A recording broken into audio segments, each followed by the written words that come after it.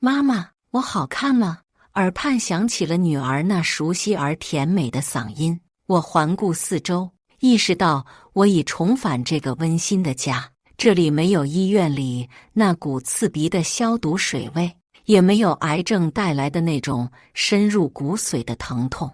我深知我获得了重生的机会。大家好，开始今天的分享之前，希望你能给人间烟火点个订阅。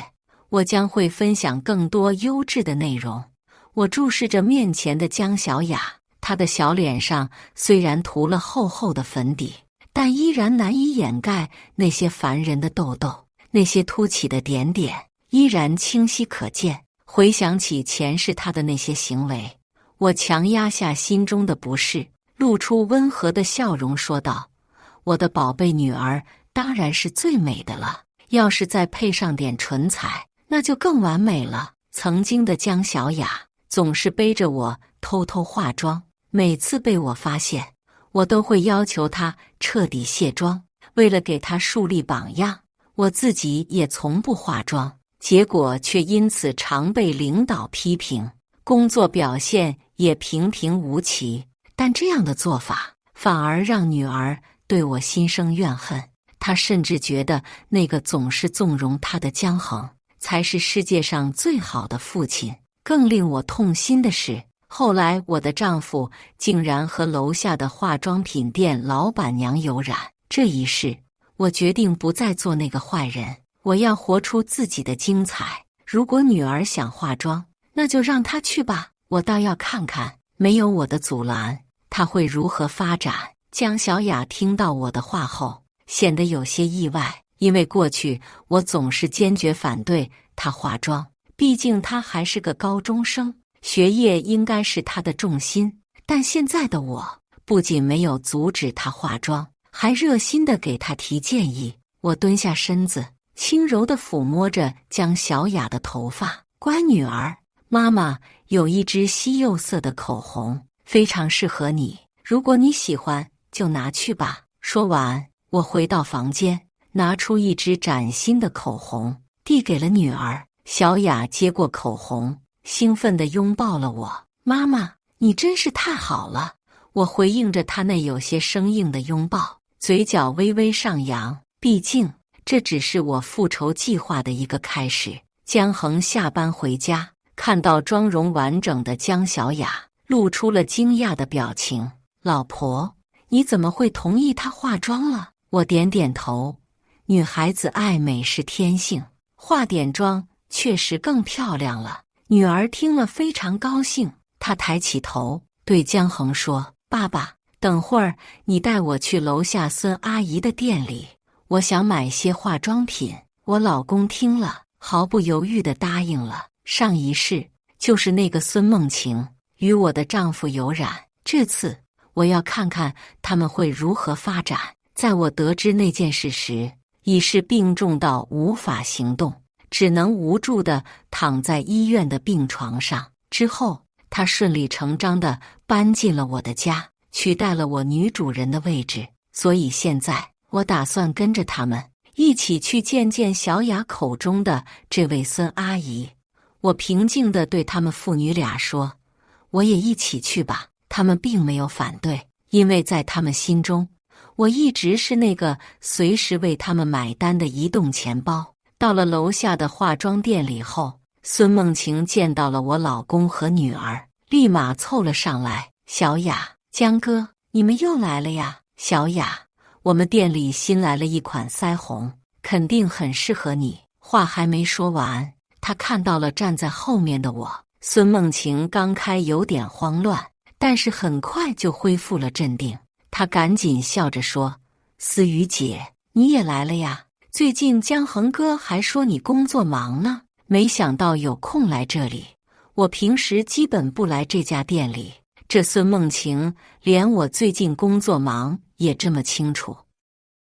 看来平时没少和我老公联系呀。我冷着脸没说话。孙梦晴又迎了上来，盯着我的脸看了好一会儿。思雨姐，你这皮肤真暗沉啊，一看平时就不怎么保养啊。还有你这个毛孔怎么这么大呀？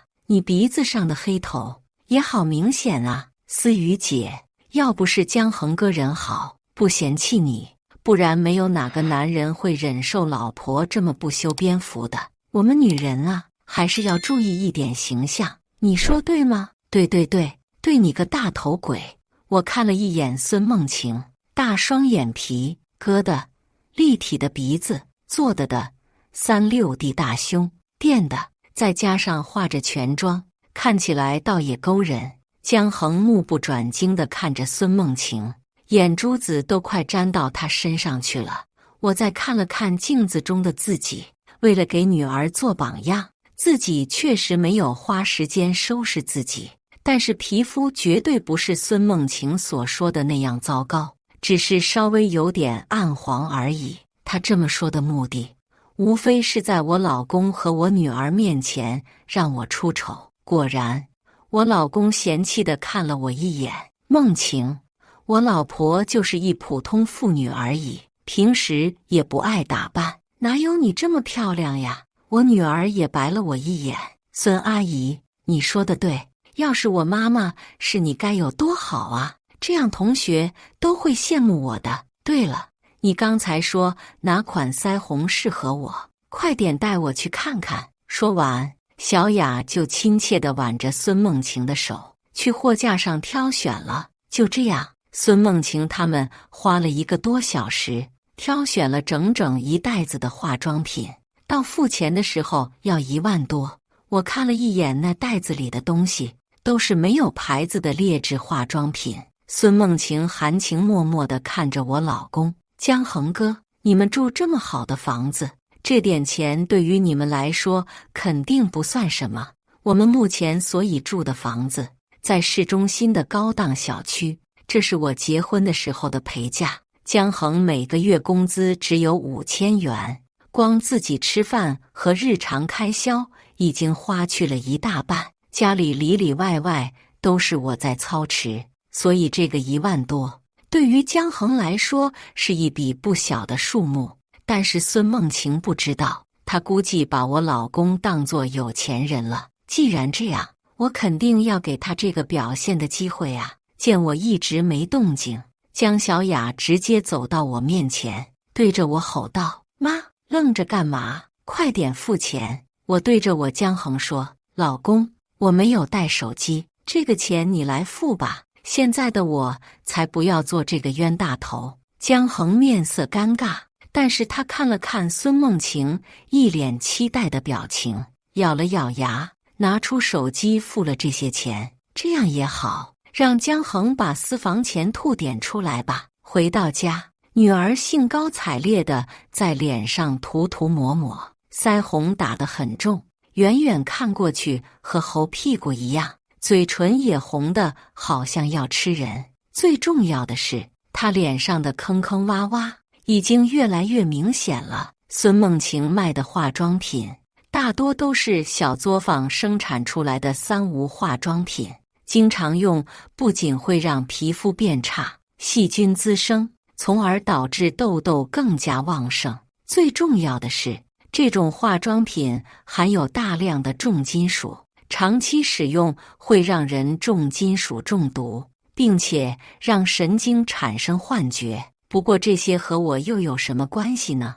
我只要看着他们两父女静静作死就行了。没过几天，我就发现平时磨磨唧唧的女儿最近出门特别早，而且每次只要她一出门，我老公就立马跟在后面，神神秘秘的样子。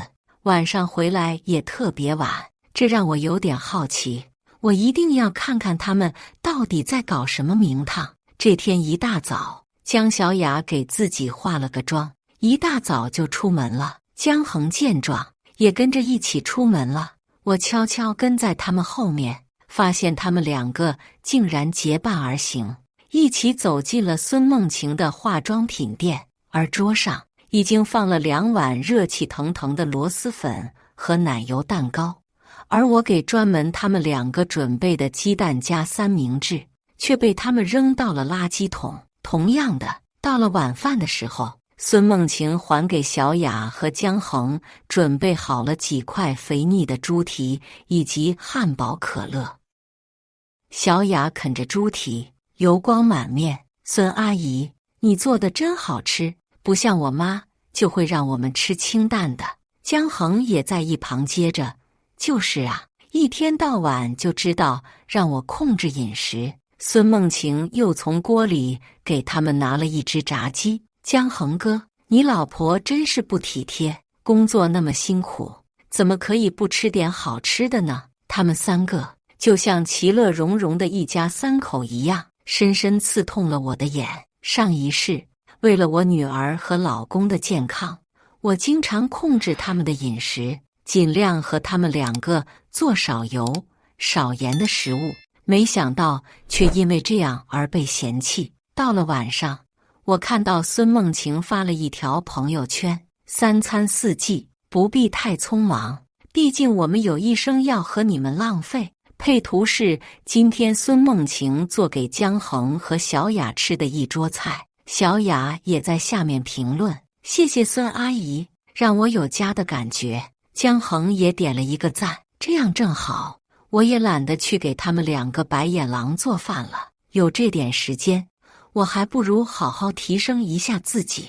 我是一名珠宝销售，以前为了照顾女儿的情绪，我没有化妆，导致业绩并不突出。同时，为了更好地照顾家庭，我总是选择尽可能的不加班。现在，我要将更多的精力放在工作上。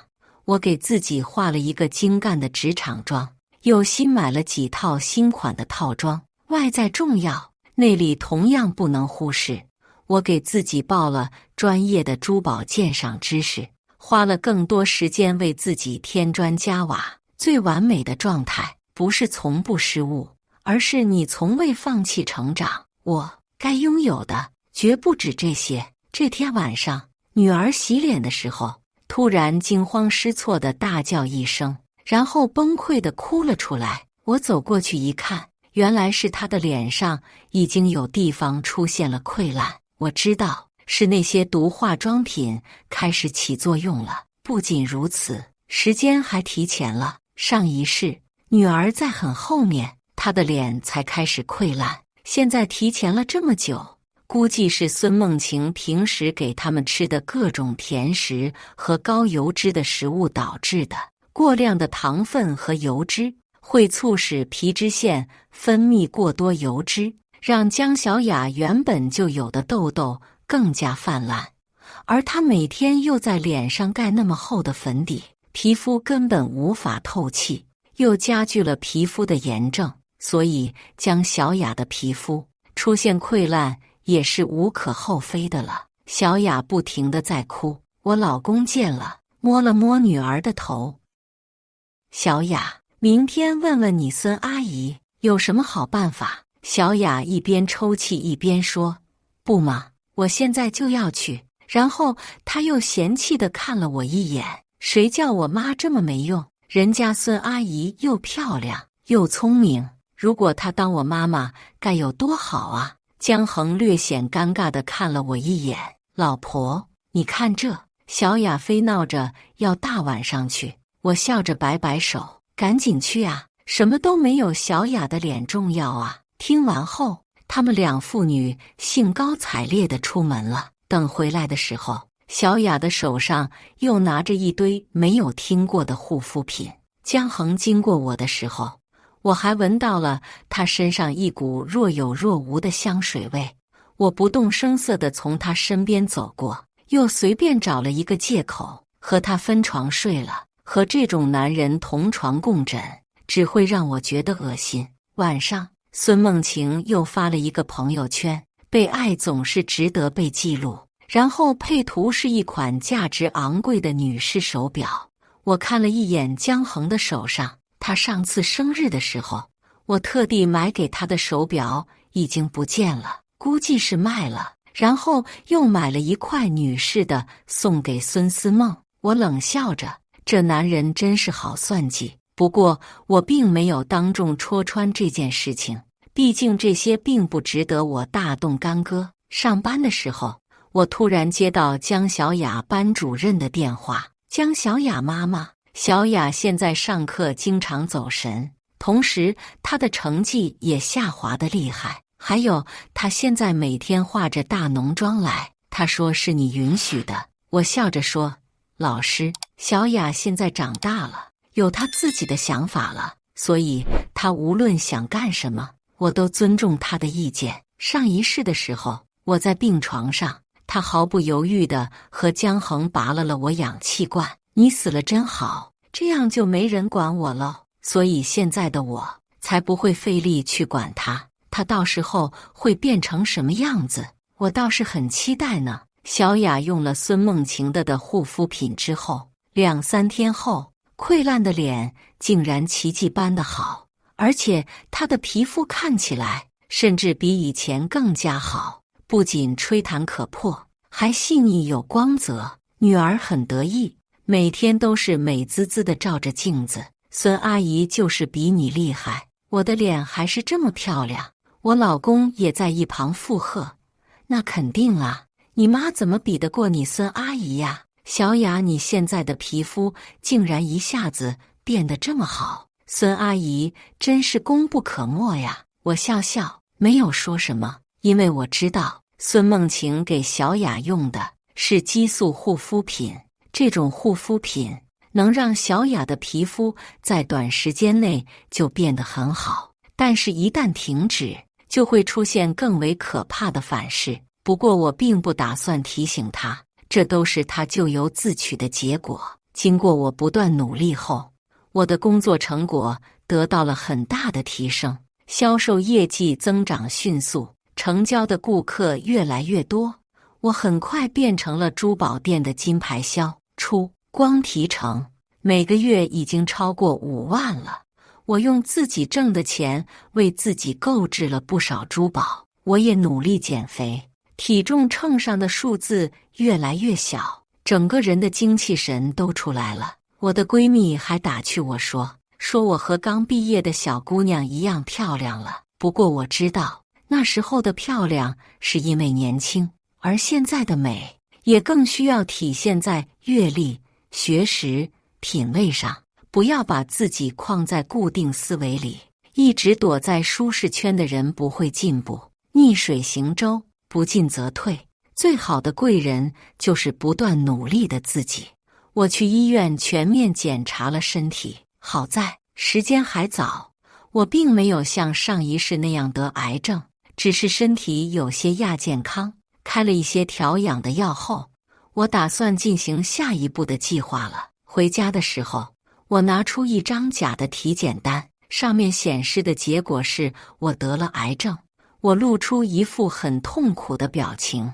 江恒、小雅，妈妈生病了，要去外地治疗。他们2个的眼里闪过一丝惊喜，然后又迅速镇静下来。江恒握着我的手，老婆，你就安心去治疗吧，我会好好管小雅的。小雅也向我保证，妈妈，我一定会乖乖听话的。就这样，我没有丝毫犹豫，收拾好东西就离开了家，和公司请了个假，坐上了去度假的飞机。这一世，我要一定好好享受我的人生。江恒和小雅他们2个不知道的是，我早就在家里偷偷装好了摄像头。果然，等我出门后没多久，江恒和小雅2个人就兴奋地跑了出去。没过多久，孙梦晴就拿着大包小包进来了。孙阿姨，这段时间你就住在这里吧，我和爸爸都喜欢你。这时候，我老公也直接一只手环过她的腰部。是啊，沈思瑜生病了，我到时候把他的钱都骗过来，等他死了以后，这房子就是我们的了。当天晚上，孙梦晴就和我老公住进了主卧。接下来的几天，老公给小雅请了假，又给自己请了年假。每天一大早，孙梦晴就给小雅化好大浓妆，3个人高高兴兴出去玩。晚上回来，就一家3口一起做饭，俨然幸福的一家3口。而孙梦晴就像这个家的女主人一样，用着我房间里的一切，但是日常开销需要钱，而江恒本来的存款就不多，现在再加上孙梦晴，所以他的钱就更加捉襟见肘了。他就动了我放在保险柜的珠宝的念头，他拿出我自己存的金子，还有一堆别的珠宝，兴高采烈地说：“我们把这些都卖了，到时候就说家里进贼了就行了。”小雅高兴地跳了起来：“爸爸，你真聪明！”孙梦晴也亲了我老公一口：“江恒哥，你真厉害！”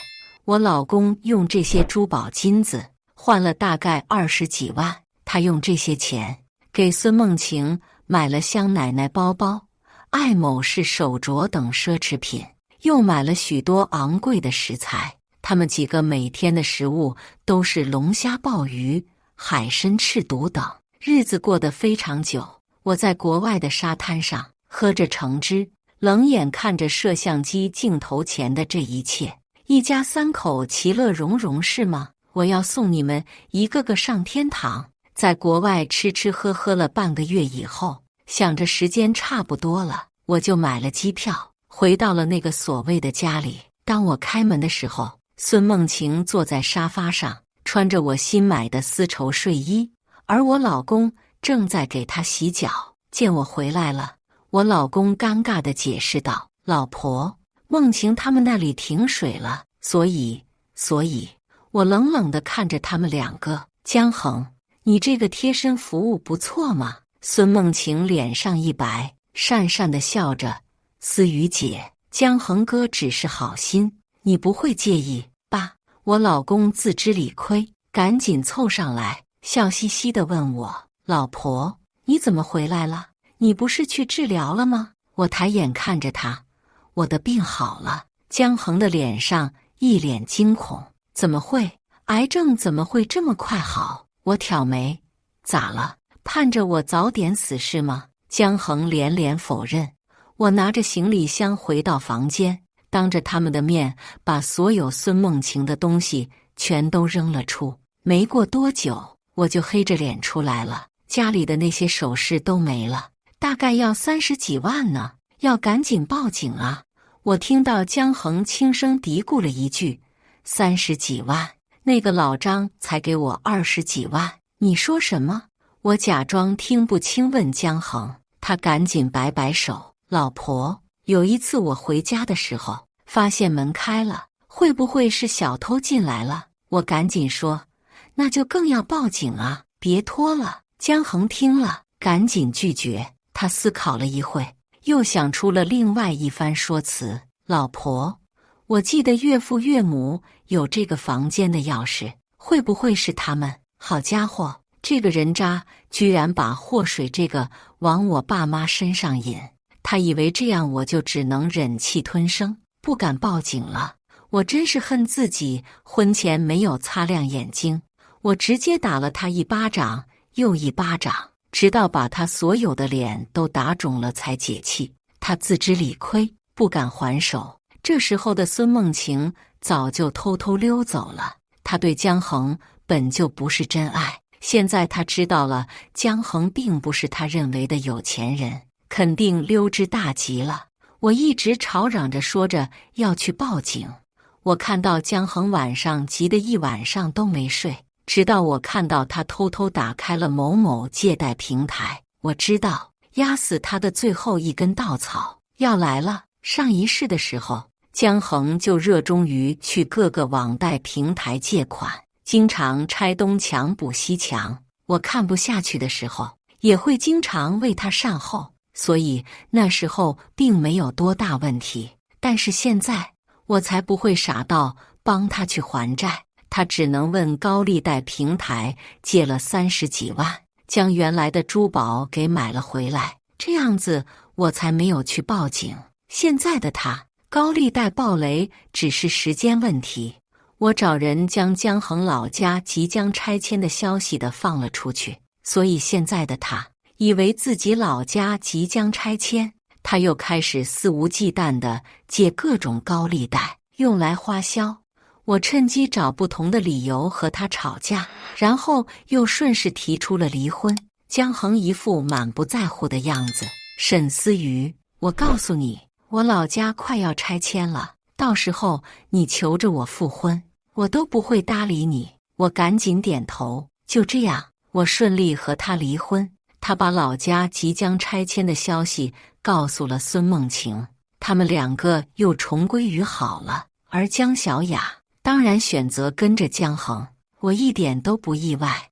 我甚至听到了他们两父女的对话。江恒，小雅，你乖，到时候爸给你出主意，你把这个房子还有你妈的钱都骗过来，然后你就过来和我还有梦晴一起生活。小雅，爸，你放心，我就帮你盯着我妈。她最常说的一句话就是老女人，要是你哪里让我不满意了，我肯定不会放过你，我会狠狠地报复你。我在心里冷笑，我会让你看看什么是真正的报复。江小雅这里长期的读化妆品和激素护肤品已经让她的思维和意识出现了问题，她根本读不进书，成绩也一落千丈，有时候还疑神疑鬼，感觉后面有人偷偷跟着她。她的记忆也经常出现幻觉，这些都是激素护肤品的副作用。不仅如此，还有更可怕的后果等着她。是时候让小雅知道她用的那些护肤品的功效了。我将小雅的化妆品偷偷换成了纯净水，果然用了没多久，她的脸开始出现了大面积的溃烂。纯净水不会导致毁容，但是因为她长期使用激素化妆品，所以一旦停止，她的脸会变得更加可怕，脸上大面积的出现红肿和溃烂，有些地方甚至已经流出了脓水。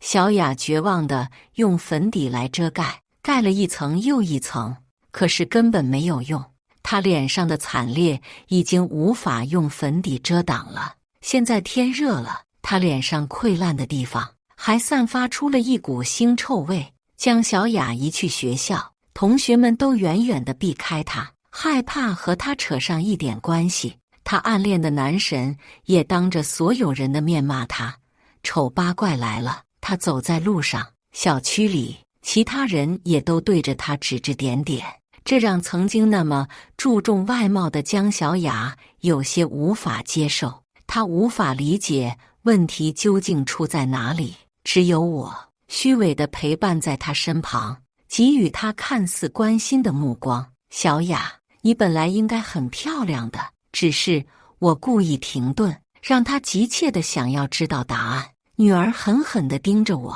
语气中充满了威胁。你快点说，别再吞吞吐吐了，否则我让我爸爸打死你。我深深地叹了一口气，仿佛承载着无尽的忧虑。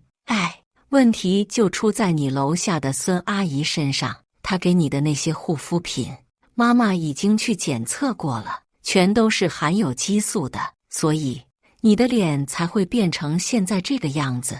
我轻声地说出了这个残酷的事实。小雅愣住了，她显然无法接受这个现实。我才不信，孙阿姨对我那么好，她怎么可能会骗我？她的情绪有些激动，拒绝接受这个事实。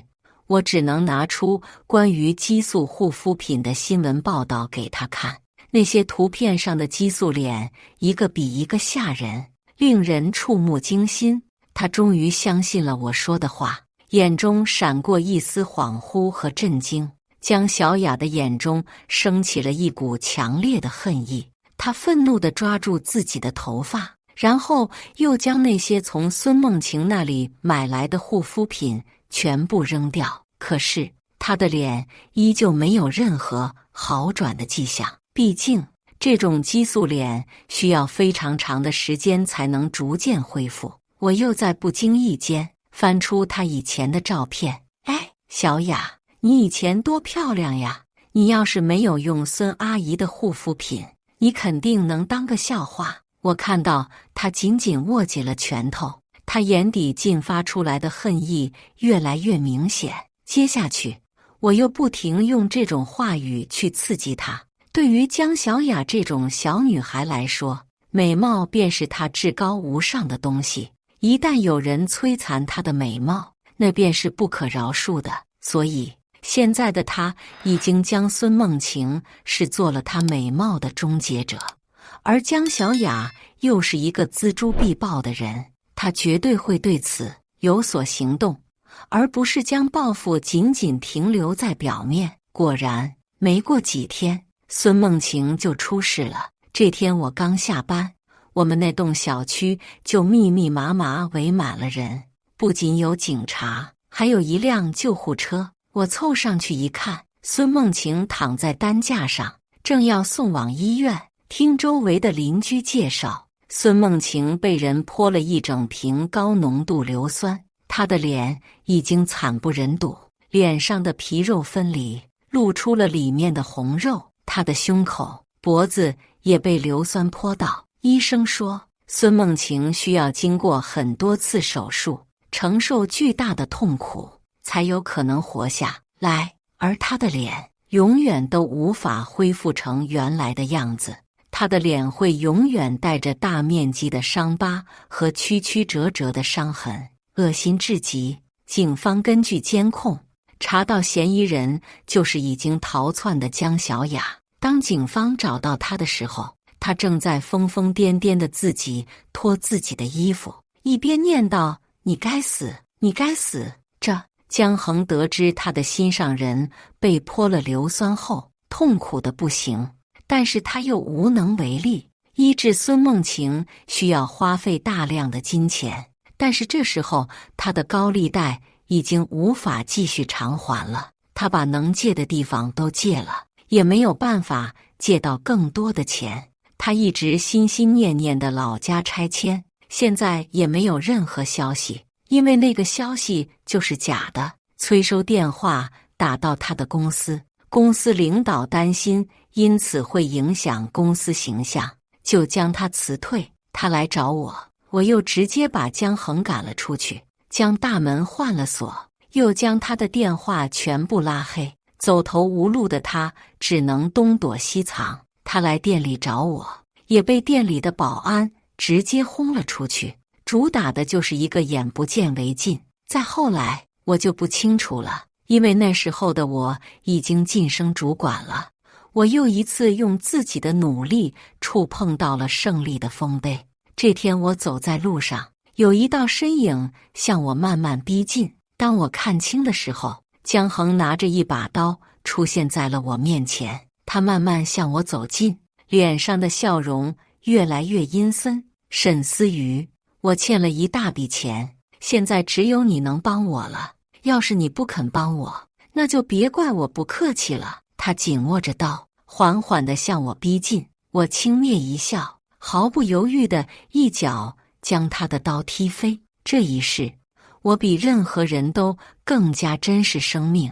我深知防患于未然的重要性，因此我利用这健康的身体，学习了各种自卫技能，就是为了应对今天这样的局面。四周传来嘈杂的声音，江恒见势不妙，仓皇而逃。我则拿出手机，拨通了一个号码：“喂，陈哥，我知道你们一直在找江恒，我知道他在哪里。”当我再次见到江恒时，他已经躺在医院的病床上。听说他被放高利贷的大哥打断了双手双脚，他打电话给我，带着哭腔请求我一定要见他。江恒躺在床上，四肢俱断，看到我来了，他激动地眨了眨眼：“思雨，你终于来了，我知道你还是喜欢我的，你不会扔下我不管的。”我不清楚他的眼神背后隐藏了多少虚伪和谎言，我只知道他的末日即将来临。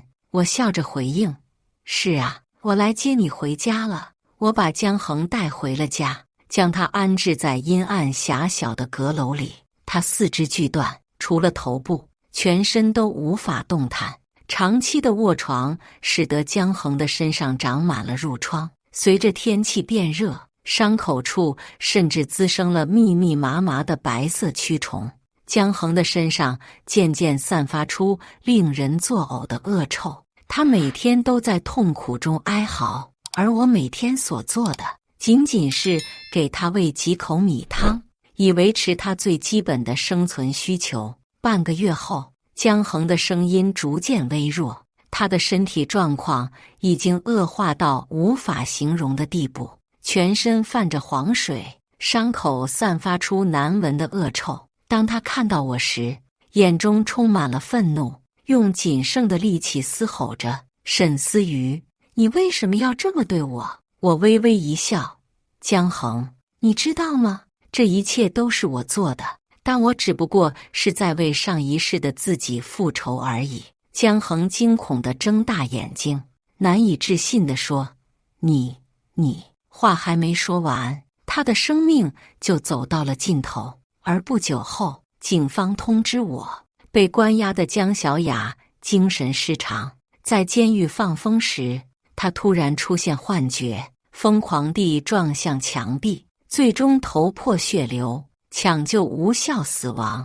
我将江恒和江小雅的骨灰放在了一起，你们两个就继续做恶人妇女吧，我就不陪你们玩了。我的好日子才刚刚开始。处理完所有的琐事之后，我将全部精力都投入了工作。凭借出色的业绩，我的职位迅速攀升，我成为了这家珠宝公司的重要股东，引领公司的珠宝走向世界。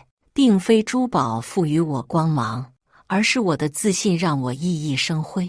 我受邀参加了全球顶尖的珠宝鉴赏盛会，在飞往法国的飞机上，公司总经理 Peter 拿出一枚璀璨夺目的紫红色钻石，这枚钻石稀有至极，是世界上为数不多的珍品，其价值不言而喻。思雨，你愿意嫁给我吗？Peter 深情地问道。这个惊喜虽出乎意料，但又在情理之中，因为现在的我完全配得上这份荣誉和爱情。我点点头，幸福地靠在 Peter 的怀里，周围响起了热烈的掌声。经久不息，我始终保持着清醒和自知之明，同时也不失自信。我随心所欲的生活，尽情享受每一刻。我坚信我的未来一定会像这枚钻石一样璀璨夺目。